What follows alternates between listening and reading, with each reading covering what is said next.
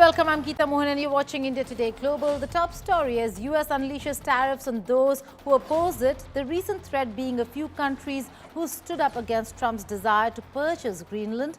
The geopolitics of trade has reshaped. It started with Canadian Prime Minister Mark Carney's recent visit to China. Carney's visit to China saw the announcement of a new strategic partnership. China will lower tariffs on Canadian canola seeds, while Canada will allow 49,000 Chinese EVs into its market. European nations voiced their opposition to Trump's ambitions about Greenland, some very sternly, others subtly. Though Trump withdrew 10% tariff that was supposed to go into effect from the 1st of Feb on a few European nations, the constant tariff threat has now made most of Europe rethink. President of European Union Commission Ursula von der Leyen and European Council President Antonio Costa were the chief guests at India's Republic Day parade. India and EU are likely to sign a free trade agreement, which is expected to be announced at the India-EU summit in New Delhi on 27th of January. The talks are FTA started in the year 2007 but failed due to market access and regulatory rules. The talks again revived in the year 2022. Sources say India will offer to cut import duties on European cars, which means imported cars will be a lot cheaper, and India also wants access to EU market for labor-intensive sectors such as textiles, garments, leather, gems and jewelry, engineering goods and processed foods.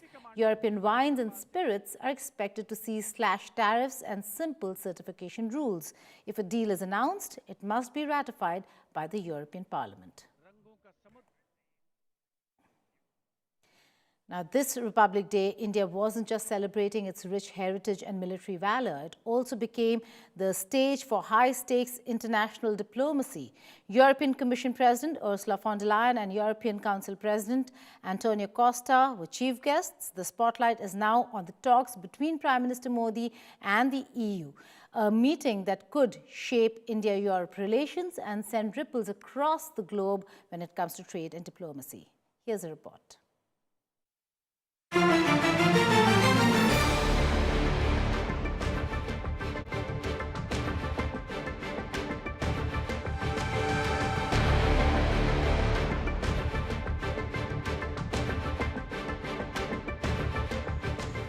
At a time of shifting global alliances and rising geopolitical tension, India rolled out the red carpet for some very special guests this Republic Day.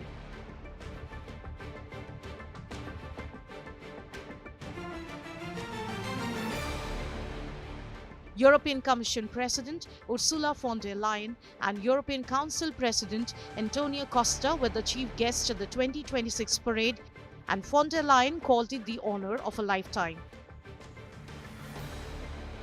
The two leaders arrived at Kartavya Path in a ceremonial buggy alongside President Draupadi Murmu, soaking in the festivities and India's rich culture.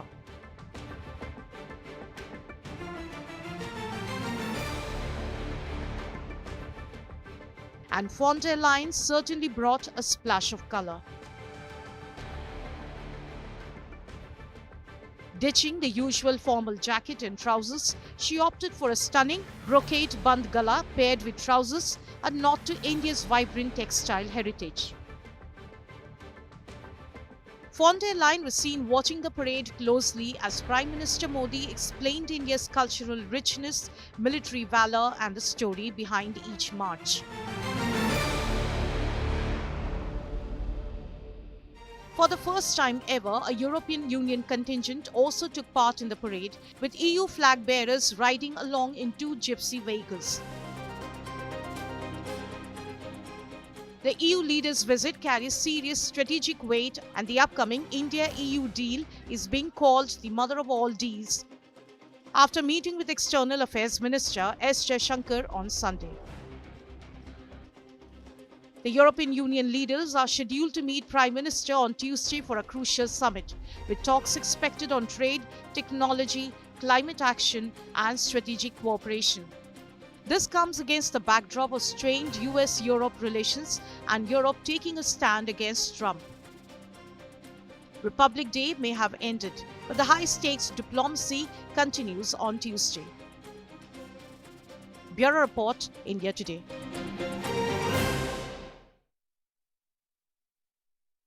And where do the India-EU talks stack up when it comes to threats from the West, particularly the United States of America? To discuss this and more, I'm being joined by Shairi Malhotra. She's Deputy Director, Strategic Studies Program at ORF, that's Observer Research Foundation.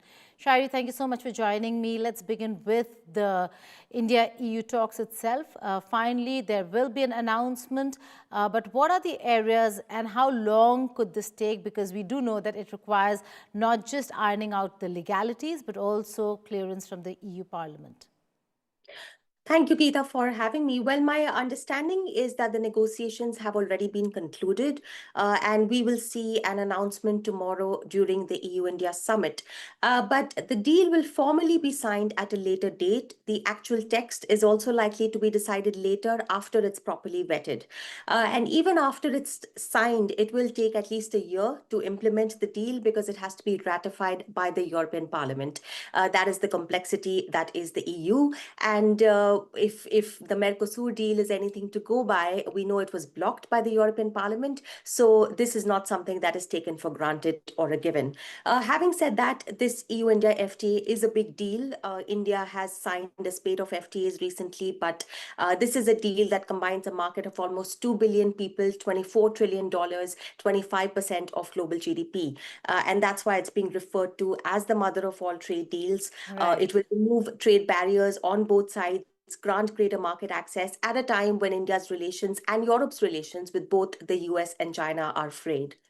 Well, coming to the frayed ties over here, do you think the pace with which we've seen the conversations move forward, with now an announcement coming through, is Trump a major factor in all of this?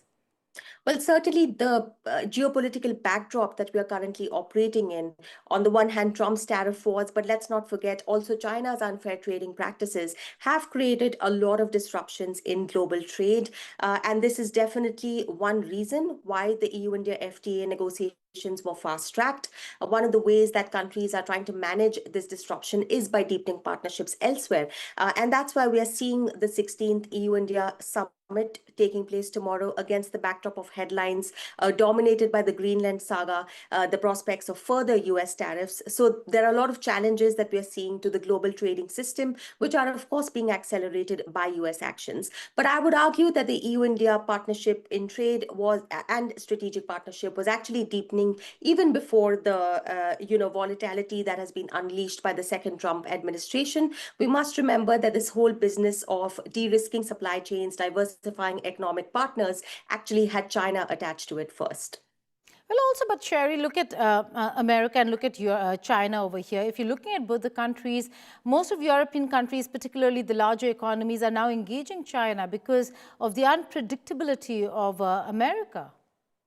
I think they have started to perhaps engage China a little bit, and this will be an interesting area to watch going forward, especially as the British Prime Minister Keir Starmer is soon going to be heading to China.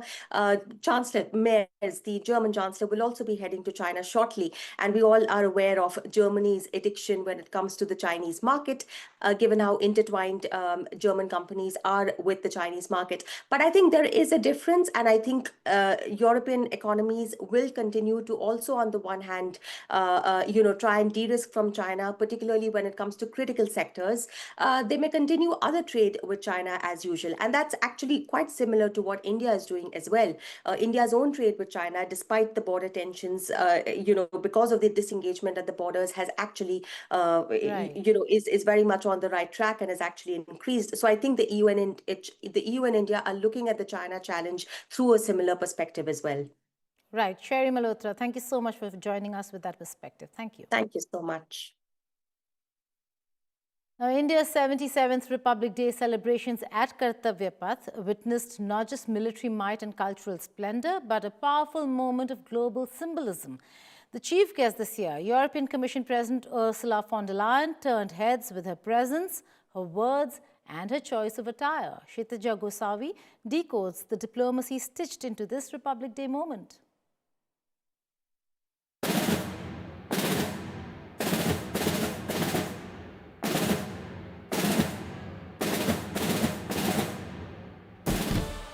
As the first light touched Kartavya Path, India was not just celebrating a constitution, it was projecting confidence, culture, and command. And at the heart of this national spectacle, a guest who carried Europe with her. European Commission President Ursula von der Leyen, chief guest at India's 77th Republic Day. She arrived not in a routine motorcade, but in a horse-drawn ceremonial buggy. A living symbol of India's heritage escorting one of the world's most powerful women in world politics. Then came the moment that caught every camera. Ursula in a maroon and gold Banarasi brocade bandgala jacket, a bespoke creation by celebrated Indian couturer Rajesh Pratap Singh, paired with off-white trousers. This was no ordinary outfit. Known worldwide for sharp power suits, she chose instead to wear India, a deliberate cultural salute blending heritage with modern diplomacy. As fighter jets thundered overhead, as marching boots struck Kartavya Path, that jacket, rich with Banarasi brocade and gold zari, became a bridge between continents, between craft and command. Moments before the parade, she wrote that being chief guest was, and I quote, the honor of a lifetime, unquote, adding that a successful India makes the world more stable, prosperous and secure. Seated beside President Draupadi Murmu and European Council President Antonio Costa, escorted by President's bodyguards, her presence reflected India's growing global stature. On a boulevard once built to display empire, India today displays influence. Because this Republic Day, India didn't just showcase its heritage and its might. It reminded the world diplomacy is no longer only spoken, it is worn. With Kshitija Gosavi, Bureau Report, India Today. Fatal shooting of a U.S. citizen by federal immigration agents in Minneapolis has sparked national outrage. The shooting of 37-year-old Alex Pretty, who was an ICU nurse, by the Immigration and Customs Enforcement agent, that's an ICE agent, has been widely condemned not only by former U.S. presidents, but also by Hollywood celebrities. This is the second shooting of an American citizen by the ICE in a month. Mahashweta Lala with this report.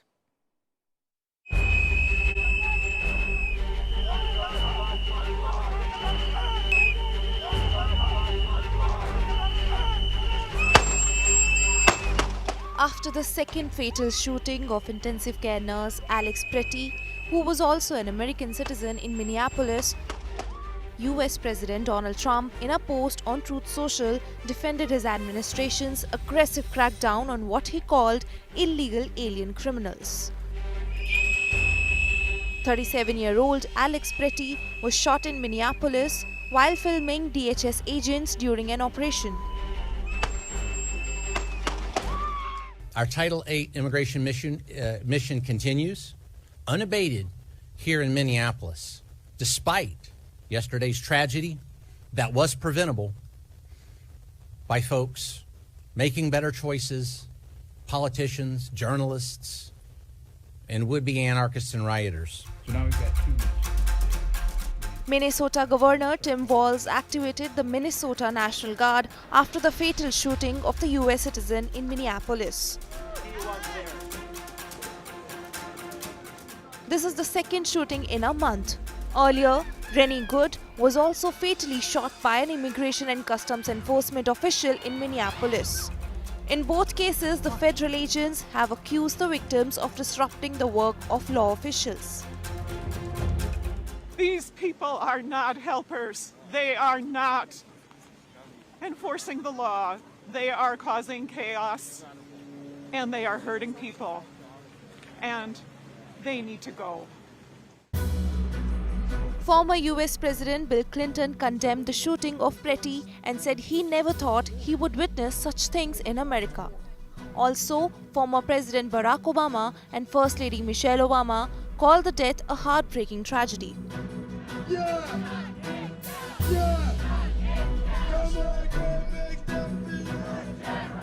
Protesters came out into the streets and demanded that the ICE agents should leave the Twin Cities.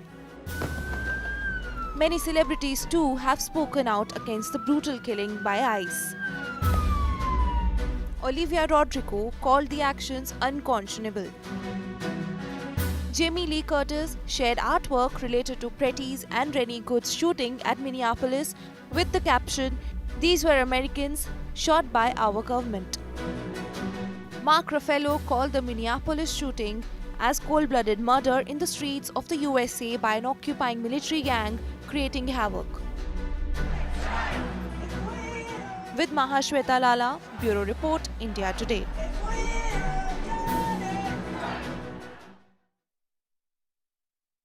China has launched an investigation into General Zhang Yuxia, Vice Chairman of the Central Military Commission, raising concerns both domestically and internationally due to allegations ranging from corruption to leaking sensitive nuclear weapons data to the United States of America. The Ministry of National Defense stated the probe was initiated for serious violations of discipline and law, while further details have not been provided by Chinese authorities.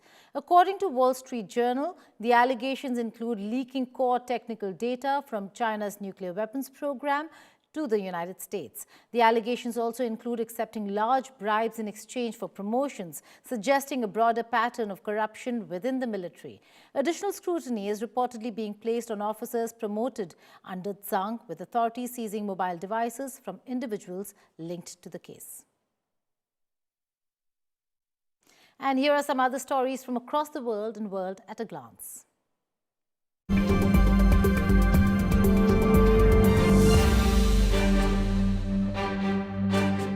Del cielo, Ina Rodríguez Gómez. Estamos a la vanguardia de la felicidad económica.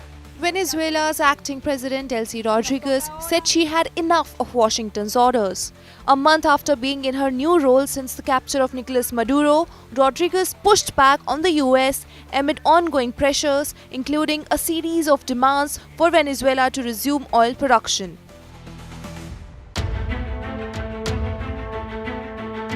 The European Union has launched a wide-reaching probe into Elon Musk's Grok chatbot on X following global outrage over its ability to generate sexually explicit images, including of children. In a press notice, the European Commission said it would examine whether the tech platform properly assessed and mitigated risk associated with the deployment of Grok's functionalities into X in the EU. France plans to follow Australia in banning social media for younger teenagers. A debate on this opens in National Assembly. The law, if passed, will block access for under 15-year-olds to networks such as Snapchat, Instagram and TikTok. President Emmanuel Macron has said he wants the ban in place by the start of the school year in September. The United Arab Emirates has withdrawn from plans to operate Islamabad International Airport. The proposal deal was under discussion since August 2025. This comes after UAE President Sheikh Mohammed bin Zayed Al Nahyan's visit to India. For decades, India bought its power from abroad. Today, it is building it at home. Republic Day showcased more than weapons. It revealed a shift in strategy, industry and intent. From missiles to fighter jets, India is redefining how strength is made and sustained. So is this the moment India truly becomes a defense power in its own right? We tell you on Statecraft. Lieutenant Colonel Sudeep with Major Aditya flying the second Apache.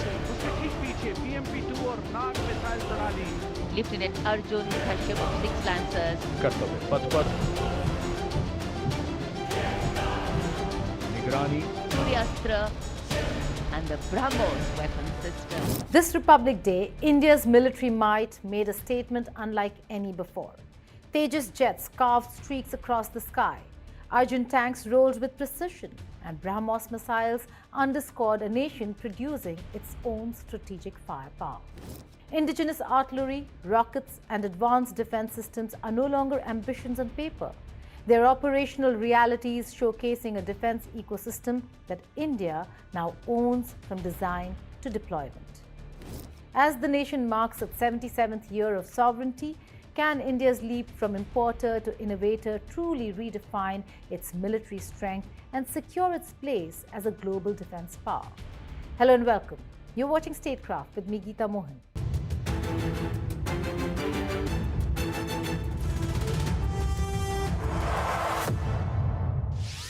What does a Republic Day parade really communicate in today's strategic environment?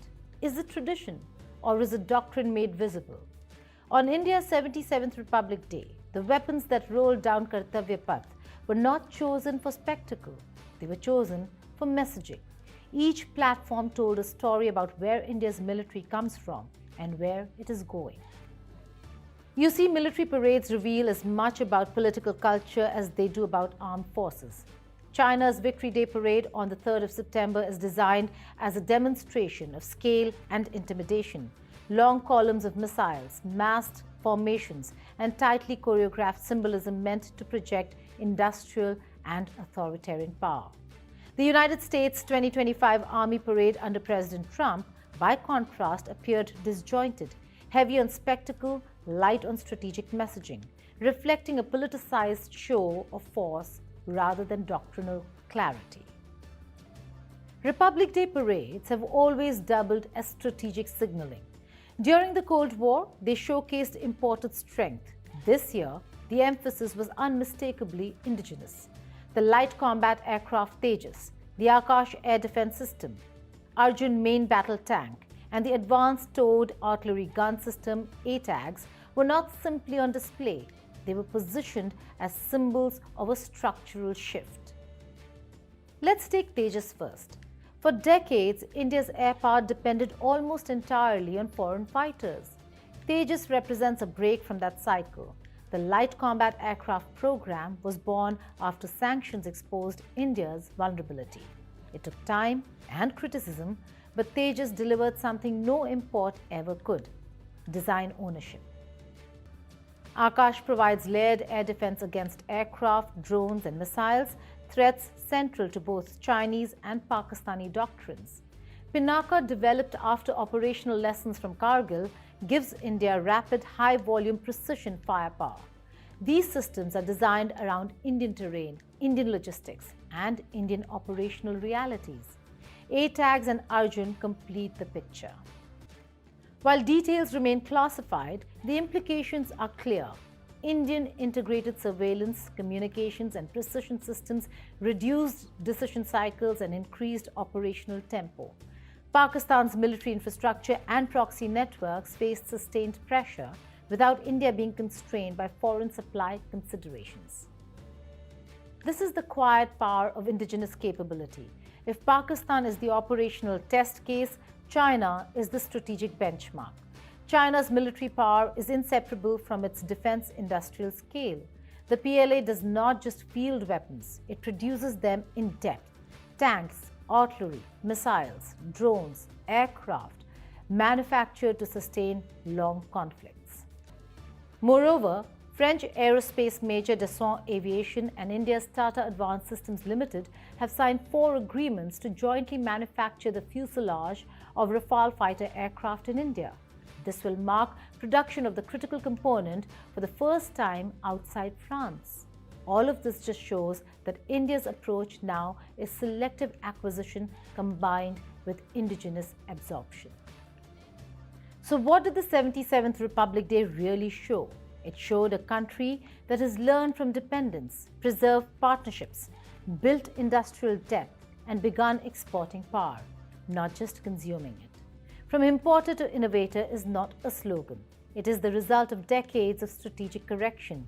And in a world of contested supply chains and converging threats, that correction may be India's most important defense achievement yet. Thank you for watching Statecraft.